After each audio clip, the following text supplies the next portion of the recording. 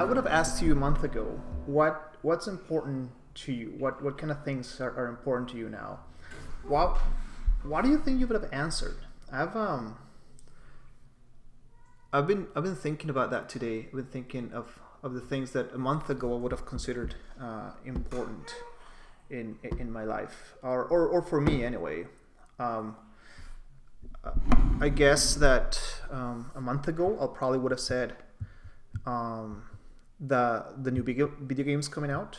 Um, a month ago I probably would have said um, for winter to be over. A month ago, I think if you would have asked me a month ago what kind of things were important, what kind of things were my priorities, the answer would have been very different to what there would be been today. And it's interesting that so many things can change in such a short period of time.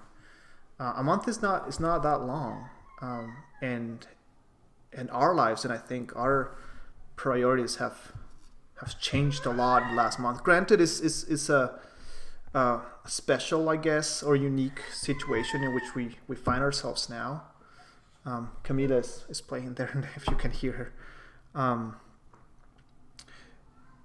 But it's interesting how a lot of things can change in such a short time span. Um, and I was thinking of what kind of things were important, were priorities for not only for a church, but for churches around the world, for Christians everywhere. And of course, the answer of that is different for everyone. But I was thinking, in history, any other times in which things change so rapidly as they have for us, as our situations have had for us. And a bit of I guess an example that I kind of found, that I kind of came across.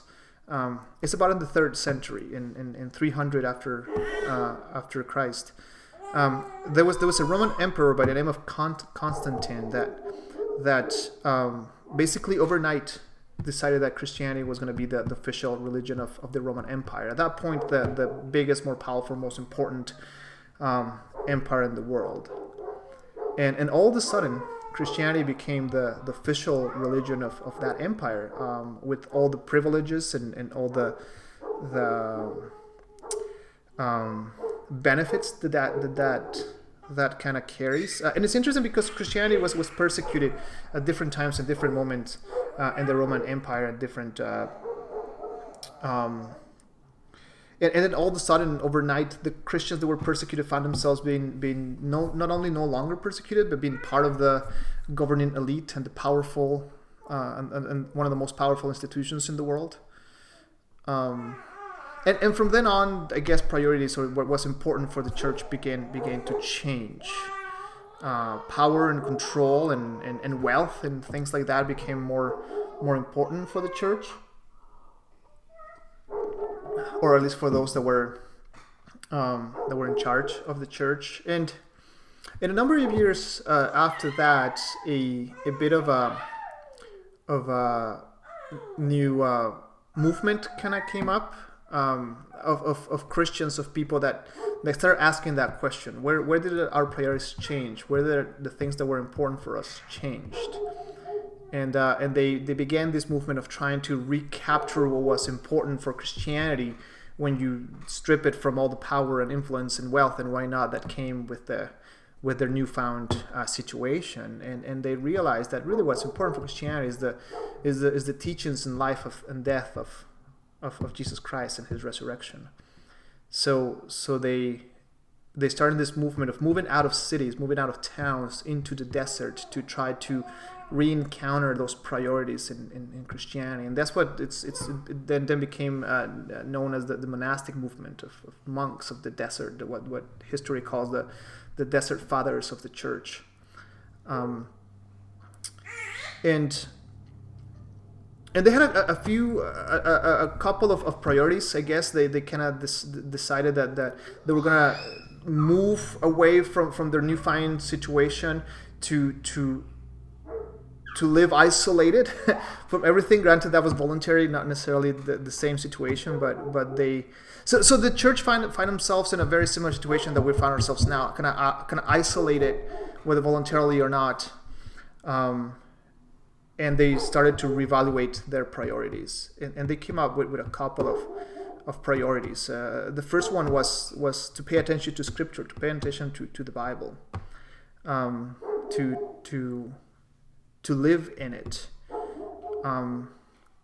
And I wonder now in our new situation, and I know everyone has a bit of a different situation, whether they're still working or not, or what's going on, like whether they're isolating most of the time, or they're kind of keeping more of a social distance kind of thing, which I agree 100%. Like, you should be safe and be healthy out there.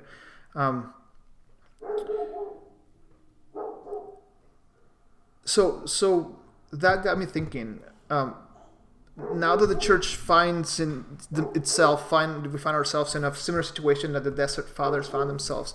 I wonder if it's maybe time for us to also reevaluate our priorities and what's important for us. Maybe Scripture needs to be playing a bigger part in our lives that it hasn't. The second, and I'm not talking about just reading a scripture or reading a passage, but paying attention. Maybe taking notes, going back to it, reflecting on what you read, kind of those kind of things. The second thing that as they went to the desert to isolate themselves, they figured it was going to be important for them was prayer. And it's interesting because in our busy lives, in our regular kind of busy lives as we go around, I feel that prayer is one of those things that always takes the hit, because if we're too tired or we're too busy or whatever, kind of prayer always kind of takes a second step, and we kind of don't have that excuse anymore. We're forced to be to have a slower kind of rhythm, so maybe prayer. And the other thing that they prioritized was silence. And it's interesting when you think of our churches, our specific church, but other churches. We kind of fall into the other side. Like, we tried our churches to be almost like plays, like shows, and not have downtime, and not have times of silence, but try to fill it with as much as we can, if you will, and I think that time to silence, that time of reflection, has kind of been lost a little bit. Yesterday, Kristen and I went for a walk. As you guys know, we like to walk a lot, so we went for a walk. And although there's still people in the streets, there's definitely less vehicles, and it was so interesting as we were walking and we were talking. We kind of came to realize, you realize there's a lot quieter than usual. There's a lot less cars, a lot less trucks, a lot less people.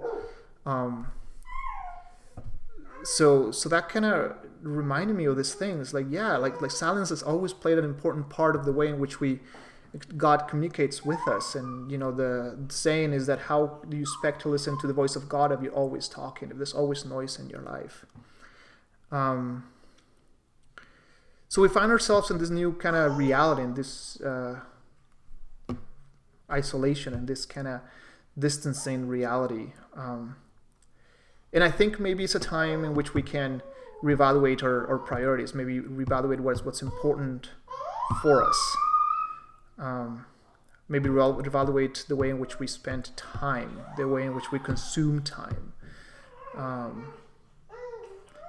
And maybe it's time now that, I'm guessing we've been kind of this for about a week, so I'm guessing you're getting to the end of your watch next list on Netflix. Maybe it's time to go back to those three very simple central things for Christians, to go back to Scripture, to go back to prayer, and to practice silence. So I'll leave you with one quote from Scripture today. And this is Psalm 46, verse 10. And this is God speaking to his people, and it says, and he says, "Be still and know that I am God. I will be exalted among the nations. I will be exalted in the earth." We're in this situation where we're kind of a bit forced, a bit thrust into being still. Are we going to come to know that he is God?